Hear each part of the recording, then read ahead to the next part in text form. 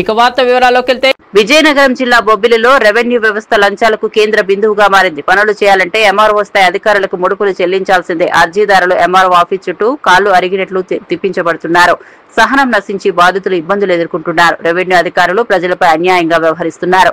లంచాలు నగదు రూపంలో తీసుకోవడం ప్రమాదంగా భావించి ఫోన్ పే ద్వారా డబ్బు అడుగుతున్నారు. సామాజిక కార్యకర్త వేమిరెడ్డి లక్ష్మం నాయుడు జిల్లా కలెక్టర్ కఠిన చర్యలు తీసుకోవాలని డిమాండ్ చేస్తున్నారు.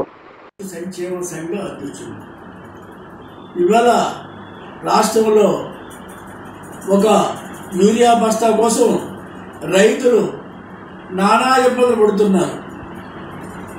ఎక్కడ దొరకడం లేదు. ప్రైవేట్ వాళ్ళు అయితే ఇష్టాసారంగా అమ్ముకుంటున్నారు. అయితే ఈ ప్రభుత్వం కేవలం రైతులు గాయపోలేసి ఎప్పుడు కూడా ఈ కక్ష రాజకీయాలపైనే దృష్టి సారిస్తుంది, కానీ రైతులపై ఏమీ లేదు. ఇవాళ గత ఖరీఫ్ సీజన్ వచ్చి 3 మాసాలు అయ్యింది.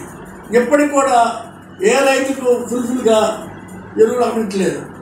అయితే ఎరువులు అమ్ముతున్నాయని పాలకులు చెప్తున్నారు. దానికి మరి అయితే పాలకులు చెప్పినట్టుగా ఎరువులు అందితే మరి రోడ్ల మీదకి వచ్చి ఇప్పుడు రైతు సేవా కేంద్రాలు, పిఎస్సిసి కేంద్రాల వద్ద ఈ పాస్ పుస్తకాలు ఎందుకు రోడ్డు మీద పరుస్తున్నారు? అందరూ కదా మరి సరదాలకి. కాబట్టి ఇటువంటి మాటలు కట్టిపెట్టి తక్షణం ప్రతి రైతుకు కావలసిన యూరియా అందించి ఈ సమస్యలు తీర్చాలని కోరుతున్నాం. ఒక విషయం, ఈవేళ ప్రైవేట్ డీలర్స్ దగ్గర ఒక్కొక్క యూరియా బస్తా 400 రూపాయలు అమ్ముతారు. ఇంకా అది కాకుండా గురికలని ఇంకొక ఇక వార్త